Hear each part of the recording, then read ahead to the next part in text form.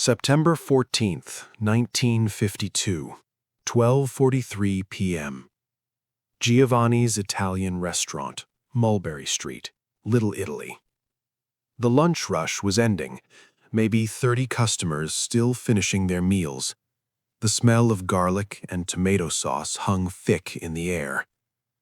Bumpy Johnson walked through the front door. He was alone, wearing a gray suit, white shirt, no tie.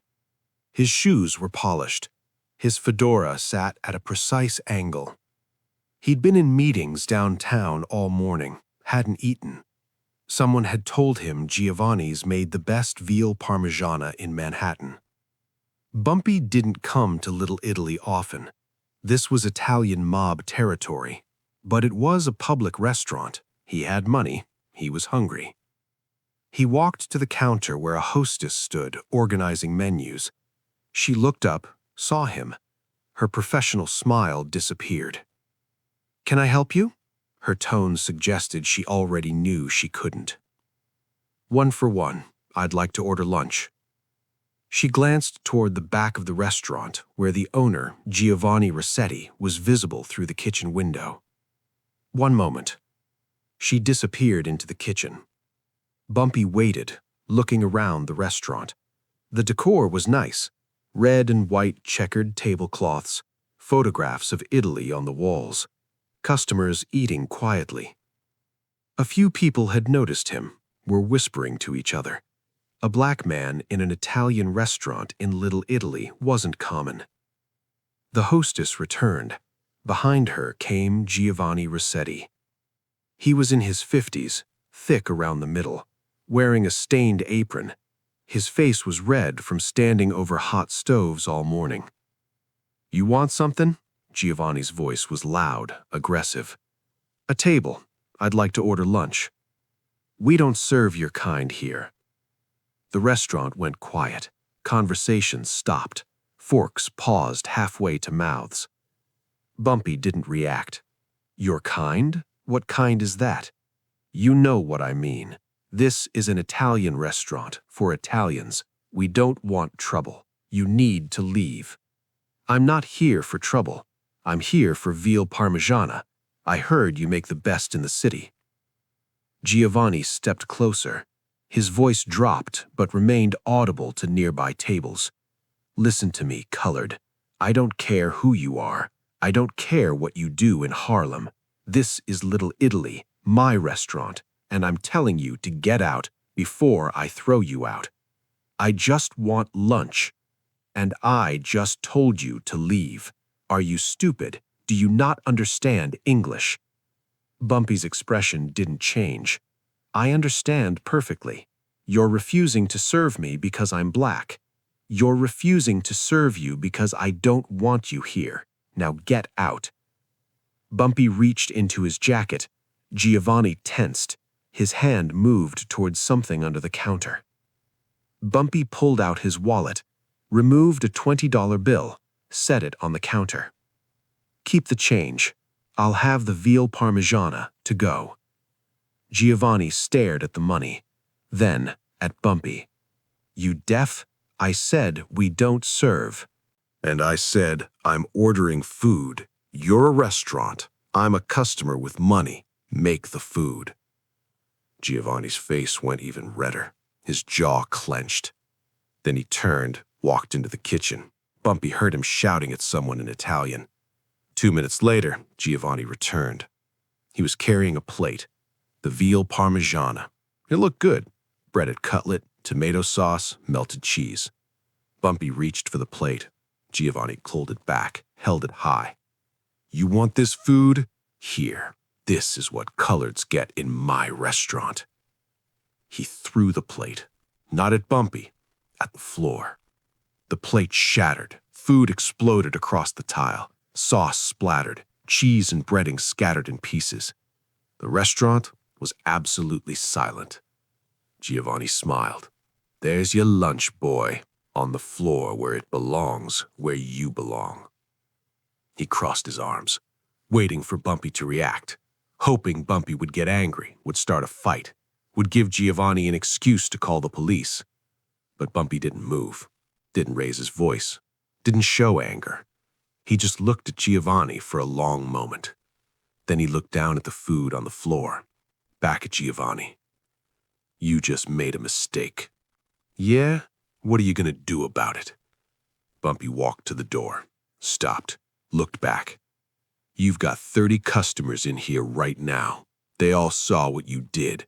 They all heard what you said. And in about 10 minutes, they're all going to see what happens when you disrespect Bumpy Johnson." He walked out. Giovanni laughed, loud, meant for the whole restaurant to hear. "Bumpy Johnson. That's supposed to scare me? This is Little Italy. He's got no power here." But a few customers were already standing, putting money on their tables, leaving quickly. Because they knew something Giovanni didn't. That threat wasn't empty. Bumpy walked to a payphone on the corner, made 3 calls. Each one lasted less than 30 seconds. Then he walked back to Giovanni's restaurant. This time, he wasn't alone. Illinois Gordon was with him, and Willie Lee, and Marcus Cole, and 6 other men. All of them from Harlem, all of them loyal to Bumpy. They walked into Giovanni's together, 9 men, moving with purpose. The restaurant still had 20 customers. Some were eating, some were watching nervously. Giovanni saw them coming. His face went pale. "You can't come in here with—" Bumpy held up his hand. "We're not here to hurt anyone. We're customers. We're all ordering lunch." He walked to the largest table, the one in the center of the dining room, where 12 chairs surrounded it. "We'll take this table." Giovanni was shaking now. With rage or fear, it was hard to tell. "Get out, all of you, or I'm calling the police." "Call them." Bumpy sat down. His men sat around him. "Tell them 9 men walked into your restaurant and ordered food. See what they do." Giovanni grabbed the phone, started dialing. But before he could finish, the door opened again. Frank Costello walked in. Costello was the acting boss of the Genovese crime family, one of the most powerful mobsters in New York. He was in his 60s, well-dressed, calm, and when he walked into Giovanni's restaurant, everyone recognized him. "Giovanni," Costello said quietly, "hang up the phone." Giovanni stared at him. "Mr. Costello, this man came into my restaurant." "I know what happened. Hang up the phone." Giovanni hung up. Costello walked to Bumpy's table. "Mr. Johnson, I heard there was an incident. Your man Giovanni threw food at me, called me boy, said coloreds belong on the floor." Costello looked at Giovanni. His expression was cold. "Is that true?" Giovanni's mouth opened and closed. He came in here. This is Italian territory. I thought—" "You thought wrong. Bumpy Johnson is not some random colored man you can disrespect. He's a businessman. He controls Harlem, and he has arrangements with our organization." "But, Mr. Costello, I didn't know." "You didn't need to know who he was. You just needed to treat him like any other customer, with respect." Costello turned back to Bumpy. "I apologize for Giovanni's behavior. This doesn't represent how we do business." "I appreciate that, Mr. Costello, but Giovanni needs to understand what he did wrong, and an apology from you isn't enough. What do you want?" Bumpy looked at Giovanni, then at the food still scattered on the floor, the broken plate, the sauce, the cheese. "He threw my lunch on the floor, said that's where I belong. I want him to eat it." The restaurant went dead silent. Giovanni's eyes went wide. "What?" "You heard me.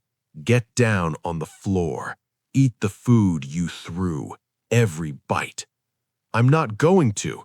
Costello held up his hand. "Giovanni, do what he says." "Mr. Costello, please. I can't. In front of all these people, my customers, my reputation." "Your reputation." Costello's voice was ice. "You just humiliated a man in front of 30 witnesses. You made it clear you think he's less than human. Now you're going to learn what humiliation feels like." He pointed at the floor. "Eat." Giovanni's legs were shaking. His hands trembled. He looked at Bumpy one more time, saw no mercy in those eyes. Then slowly, Giovanni lowered himself to his knees. The restaurant was absolutely silent. Even the kitchen staff had stopped working. Everyone was watching. Giovanni knelt on the floor, next to the broken plate, the scattered food, the sauce pooling on the tile. "All of it," Bumpy said quietly. "Every piece, just like you expected me to do." Giovanni's face was red. Tears were forming in his eyes. He reached down with shaking hands, picked up a piece of breaded veal from the floor, put it in his mouth. The sound of him chewing was the only noise in the restaurant. He swallowed, reached for another piece. Some of the food was covered in dirt from the floor. Some had sauce mixed with dust, but Giovanni kept eating, one piece at a time. His shoulders were shaking. He was crying now, silently, but he kept eating. 5 minutes passed, then 10. The customers were still watching. Some looked away, uncomfortable. Others stared in fascination. Giovanni ate everything he could find. The veal, the cheese. He ran his fingers through the sauce, licked them clean. When he was done, he remained on his knees, head down, broken. Bumpy stood up, walked over to Giovanni, looked down at him. "You said coloreds belong on the floor, that we should eat like animals. Now you know what it feels like." He reached into his wallet, pulled out another $20 bill, dropped it on the floor next to Giovanni. "For the meal. Keep the change." Bumpy walked toward the door. His men followed. At the entrance, he stopped, turned back to face the restaurant. "Let me make something clear to everyone here. I didn't come to Little Italy looking for trouble. I came for lunch, like any other customer, with money, with respect." His voice was quiet, but carried through the silent room. "Giovanni decided that because of my skin color, I didn't deserve to be served like a human being. So I taught him a lesson, not with violence, not with revenge, just by making him feel what he wanted me to feel." He looked at Costello. "Thank you for allowing me to handle this my way." Costello nodded once. Bumpy walked out. The story spread through New York within hours. Giovanni Rossetti, restaurant owner in Little Italy, made to eat off his own floor in front of his customers. Some people said Bumpy had gone too far, that public humiliation was cruel. Others said Giovanni got exactly what he deserved. The next day, Giovanni's restaurant was empty. No customers came. Word had spread. People didn't want to eat at a place where the owner had been humiliated like that. Giovanni sat alone in his empty restaurant, thinking about what he'd done, about throwing food at a man because of his skin color, about calling him boy, about assuming he could disrespect someone and face no consequences. 3 days later, Giovanni closed his restaurant, put a sign in the window, closed until further notice. He couldn't face his customers, couldn't face himself. 2 weeks later, Bumpy received a visitor. Giovanni Rossetti came to Harlem, walked into Small's Paradise where Bumpy was having dinner. Illinois Gordon saw him first, stood up, ready to throw him out. But Bumpy waved him off. Let him come. Giovanni approached the table. He looked different, smaller somehow, defeated. "Mr. Johnson, may I speak with you?" "Sit." Giovanni sat. His hands were shaking. "I came to apologize, really apologize, not because Mr. Costello told me to, but because I was wrong." Bumpy didn't say anything, just waited. "I spent 2 weeks thinking about what I did, about what you made me do, and I realized something." He paused, struggling with the words. "I've run that restaurant for 20 years. I fed thousands of people. I took pride in my food, in my service, in treating customers well. But you didn't treat me well. No, I didn't, because I saw your skin color before I saw your humanity. I saw you as different, as less, and I justified my behavior by telling myself I was protecting my restaurant, my territory. Giovanni's eyes were wet now. But what I was really protecting was my own prejudice, my own hate, things I learned as a kid, things I never questioned. He looked directly at Bumpy. You didn't just humiliate me that day. You showed me who I'd become, what I'd let myself become, and I'm ashamed. Bumpy was quiet for a moment. What do you want from me? Permission to reopen my restaurant, but different, better. I want to serve everyone, every color, every background, the way I should have been doing all along. And if I say no? Giovanni nodded slowly. Then I'll accept that. I'll understand that some mistakes are too big to be forgiven. Bumpy studied him, saw genuine remorse, real change. You can reopen, but I want a sign in your window. All customers welcome. I want it in English and Italian, and I want you to mean it. I will, I promise. And one more thing. Anything. Free meal for any black customer who comes in during your first month. No questions, no comments, just service and respect. Giovanni's eyes widened. That could be hundreds of people, thousands. Yes, it could. I'll do it. They shook hands. Giovanni's Italian restaurant reopened on October 1st, 1952. The window had a new sign in large letters. Tutti I clienti sono benvenuti. All customers welcome. The first customer through the door was an elderly black woman from Harlem. She was nervous, uncertain. She'd heard about what happened, about Giovanni eating off the floor. Giovanni greeted her himself. Welcome. Please, sit anywhere you'd like. Today's special is vino parmigiana, on the house. She stared at him. Why are you being nice to me? Because I learned a hard lesson, and I'm trying to be better. That first week, over 200 black customers came from Harlem. Giovanni served every single one, with a smile, with respect, with the same care he gave his Italian customers. Some of his old regulars stopped coming. They couldn't accept the change. But new customers replaced them, black and white, people who valued good food and good service over prejudice. Within 6 months, Giovanni's restaurant was more successful than it had ever been. And every day, Giovanni remembered the moment he'd knelt on that floor, the moment he'd understood what it felt like to be treated as less than human, the moment Bumpy Johnson had taught him that dignity isn't determined by skin color. It's determined by how you treat others. When Bumpy Johnson died in 1968, Giovanni Rossetti was among the mourners at his funeral.